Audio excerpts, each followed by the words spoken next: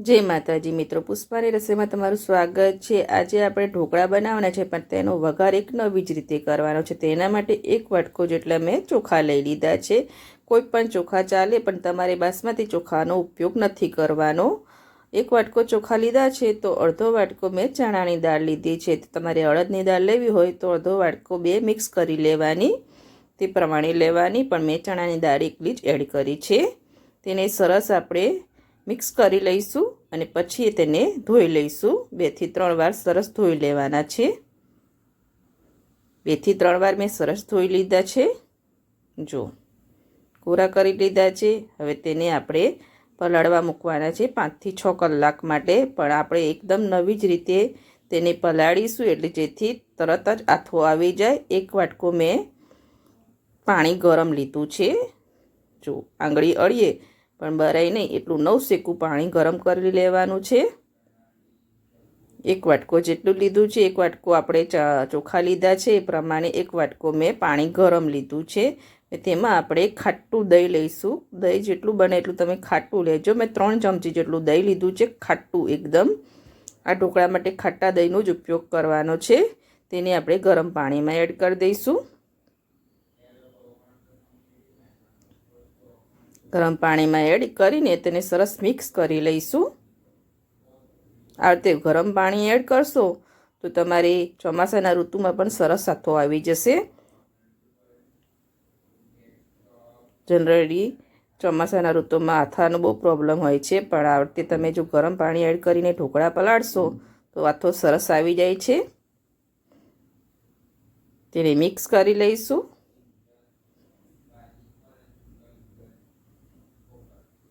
પલાળીને આપણે 5 થી 6 કલાક માટે ઢાંકીને ગરમ જગ્યાએ મૂકી દેવાનો છે। કોઈ પણ કબાટમાં હોય તો કબાટમાં મૂકી દેવાનો, જો તમારું ઓવન હોય તો ઓવનની અંદર, બંધ ઓવનની અંદર આ બાઉલ મૂકી દેવાનો।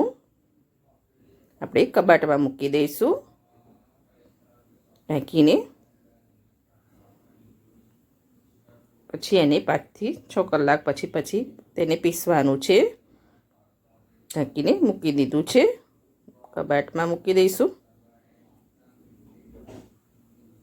કબાટમાં મૂકી દીધું 5 થી 6 કલાકમાં જો સરસ આપણા પલળી ગયા છે। દાળ પણ આંગળીથી વડે દબાવશો તો તે તૂટી જાય છે, એવું પલળી ગયું છે। હવે તેને પીસી લેવાનું છે।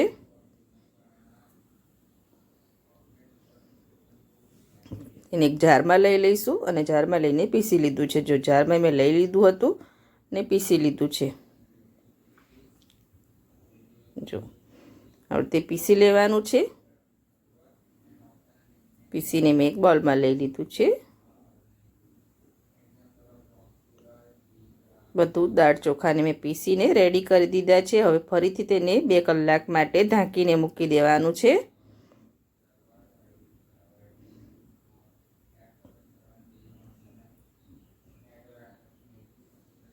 પાણી થોડું વધ્યું હતું તે પણ એડ કરી દઈશું। હજુ આપણે 2 કલાક મૂકશું એટલે ફરીથી તે આથો આવશે એટલે સરસ પાણી સેટ થઈ જશે। મિક્સ કરી લઈશું।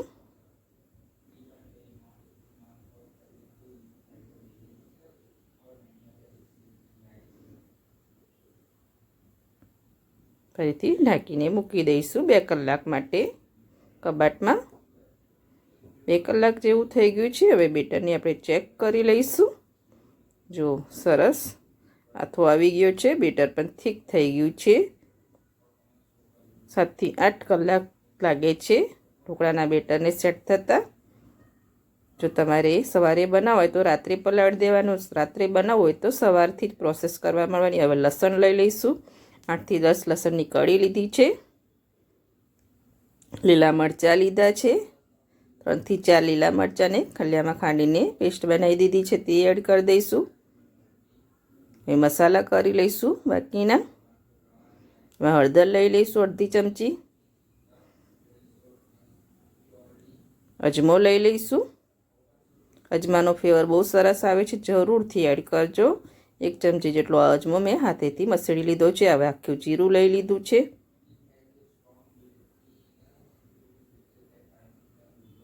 મીઠું લઈ લઈશું સ્વાદ અનુસાર। મિક્સ કરી લઈશું પહેલાં।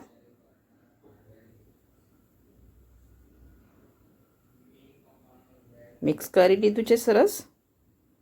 જો હવે કોથમીરના પાન લઈ લઈશું, તે પણ એડ કરી દઈશું. આપણે વઘાર નથી કરવાનો, એક નવા જ વઘાર સાથે આ ઢોકળા બનાવવાના છે. બન્યા પછી વઘાર નથી કરવાનો, એટલે પહેલાં જ આપણે કોથમીર બેટરમાં જ એડ કરી દેવાની છે. હવે વઘાર કરવા માટે તેલ ગરમ કરી લીધું છે. મેં 2 ચમચા જેટલું તેલ ગરમ કર્યું છે. હવે તેમાં આપણે રાઈ લઈ લઈશું.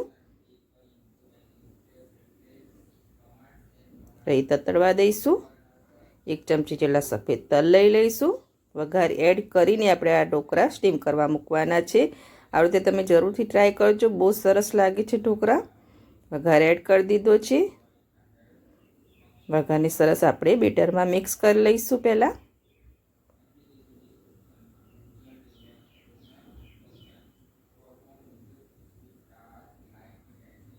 મિક્સ કરી લીધું છે સરસ.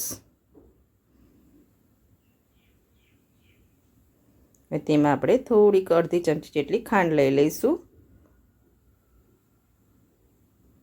તેનો બહુ સરસ ટેસ્ટ આવે છે ખાંડનો. 1 પાઉચ ઈનોનો લઈ લઈશું. તેનું રિઝલ્ટ બહુ સરસ આવે છે. તેના પર અડધા લીંબુનો રસ નીતરી લઈશું. લીંબુ લઈ લીધું છે. હવે એક જ ડાયરેક્શનમાં બેટરને સરસ ફીટી દઈશું, જેથી હવાના કણ ભરાય અને આપણા ઢોકળા સરસ જાળીદાર અને સોફ્ટ બને. એક જ ડાયરેક્શનમાં ફેરવી દીધું છે અને બાજુના ગેસ પર મેં થાળીને તેલથી ગ્રીસ કરીને સ્ટીમ કરવા માટે મૂકી દીધું છે. થાળી સરસ આપણી ગરમ થઈ ગઈ છે. હવે બેટર આપણે એડ કરી દઈશું થાળીમાં અને ગેસની આંચ ફાસ્ટ કરી દઈશું. હવે તેના પર લાલ મરચું છાંટી દઈશું થોડું.